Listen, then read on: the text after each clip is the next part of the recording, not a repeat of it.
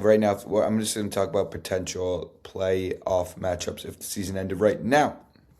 We would have the Lakers Rockets.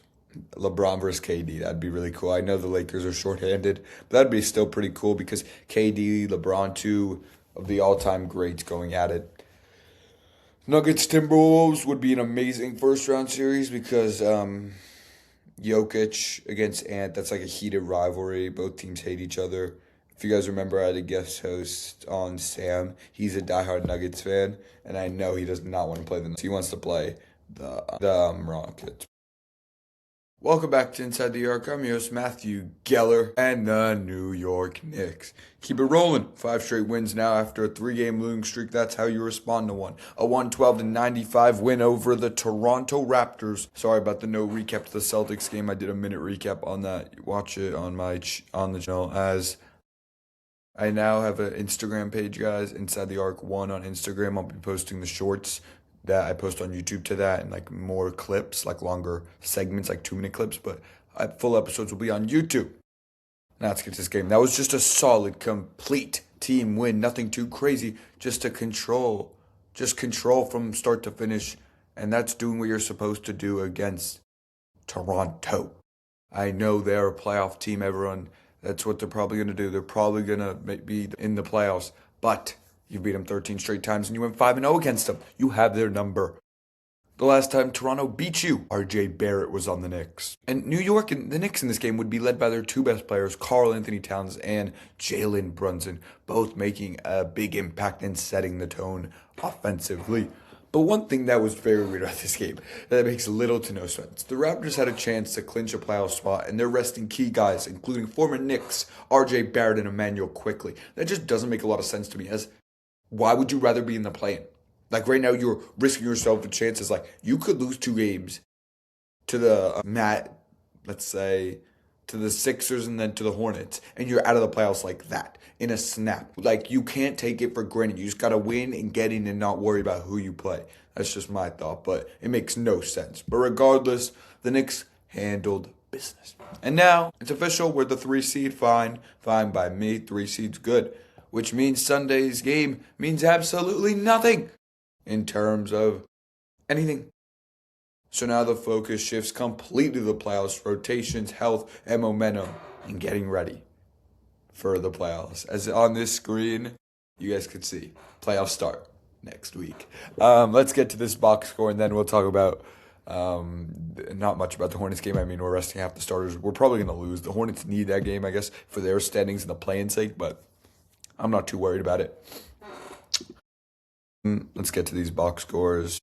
Toronto in this game would be led by Ingram and Scotty Barnes and Mamu Kasovili. If we play the Raptors in the playoffs, that Nick killer, Mamu Kasovili, we are not letting him shoot many threes. The guy is a really good 3-point shooter. It's just, we cannot let him beat us. He's a great shooter. He's probably one of their best shooters, if not the best shooter. Jacoby Walter's a good player.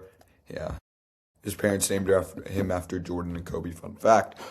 The Knicks, OG Anunoby would leave this game with a left ankle sprain. I'm not too worried, as we're not going to play till Saturday at least. He's already out for tomorrow's game, so that's not a big concern for me. Cat, 22 points, 10 rebounds, 5 assists. He's looking the best we've seen. And as he said in his post-game interview, I'm engaged. That's what he said. Bridges, 13 points, 5 of 10, efficient. That's fine. Brunson was very efficient, 29 points, 12 of 18 from the floor. Not more you can ask. And then off the bench, we had Ariel Hukporti filling in the role of Mitchell Robinson's absence. As in the Knicks in this game would be out without Mitchell Robinson and Deuce McBride. Clarkson would have a big game, and Jose Alvarado, in the minutes he hasn't gotten along in about few games, he hasn't been getting many minutes. He stepped up big time, 12 points off the bench. And I mean, that second group to start the second quarter was flat out really good, as they held the Raptors the second quarter to 15 points. I mean, that's huge if you ask me. Just 36 points allowed in a half. You're setting yourself up in great shape if you're doing that on the defensive side of the basketball. So, Knicks would get the win. I mean, tomorrow we play the Hornets. The thing about the Hornets is that you gotta find a way, because It's not like necessarily that you need to find a way. I just feel like it would be cool to see this team fight, like work hard. I mean, we'll be without Cat, Mitch, Hart, and Anunoby and Brunson, but the thing about that is Kolek will also not play, but it would have been cool to see him play against a team like that. But the Knicks, Bridges is going to play in the first few minutes to keep a streak of like 680 consecutive games or something like that. He's not going to play much, so it's really going to be a bench game. We've got to see Shamit. We got a lot of minutes. Deuce, then we'll get to see them play. So that's cool because we're not going to play the Hornets in the first round, but they're a good team, so it's good to see these bench guys get a chance against a really good team, as they usually never get to go against them, as they are either coming in at the very end of games or not coming in at all. So, enough on that. We're 30-9 at home, ridiculous record. That's really good, but that's why I wanted a 2 seed. But it's fine. It's not the end of the world. But if we win, we have right now we have the 4th best home record in the NBA. It's pretty cool if you ask me, but. Yeah, sucks that we weren't able to get the 2 seed, but so I'm not going to break down the scenarios, it's too much. I'll just do this and break down the 4 possible teams we can play in by what it would mean. Hawks, they're gritty, they're physical, they would work you, and work you. I think we would win in 6, but they would push you guys to the max, but they don't have clutch players. Raptors, I don't see them pushing us to more than 5 games. They're not very good. We beat them by an average margin of like 20 points. Yeah. And then Magic, they'll try injure you and hurt you because that's their only way of winning basketball games. I remember last year in the playoffs, they almost hurt Tatum, made Brown missed a few games. So I don't know about that. And then Philly, I know Philly's like a really odd chance of happening, and they need like 4 things to go for them. I'm not too worried about the scenarios and all that. I'll check when the games are over tomorrow, but I might not even do a recap for tomorrow's game. I'll just do midweek, a huge preview, like a 15-minute preview on the Knicks playoff series. But Philly would be tough. They're not physical. They're just good. Maxey, Paul George, VJ Edgecombe, and who knows about Embiid if he's healthy and like all his shenanigans and all the stuff he does, injuring players. I have zero respect for him. But let's get to these. Right now, I'm just going to talk about potential playoff matchups if the season ended right now. We would have the Lakers-Rockets.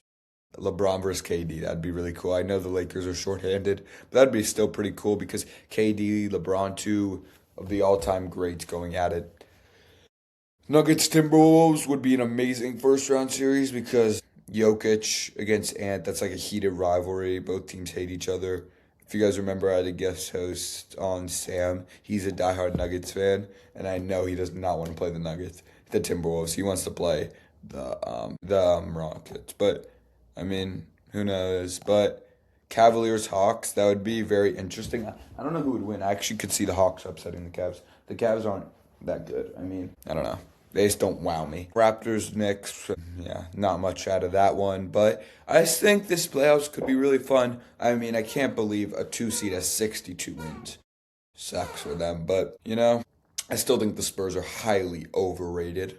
Lost to the Knicks twice. One was a blowout, and the only time they beat the Knicks was by 2 points in San Antonio, folks. Who knows? But I'm just happy the Knicks were able to find a way and get this win, as we have 1 game left, everyone. I can't believe it. How, after 81 games, how is Mike Brown done? We did better than last year. 53 wins. If you win tomorrow, it's the tied for the most amount of wins in 20 years, back to that 12-13 season when the Knicks were the 2 seed with Mike Woodson at coach. Fun fact. Just it's crazy how this team is not getting the appreciation it deserves. I know a couple weeks ago I could say the inconsistency, I get it, all the flaws, but at 53 wins it feels like everyone's talking as if we have 42 and we're a 6 seed. We're not. I feel like this team needs better recognition. That's just my thought. But it's a good win, as the Knicks would defeat the Toronto Raptors 112-95, making it their 5th straight win. And now they look for a championship. Thank you guys for watching this episode of Inside the York. Once again, I am Matthew Gell.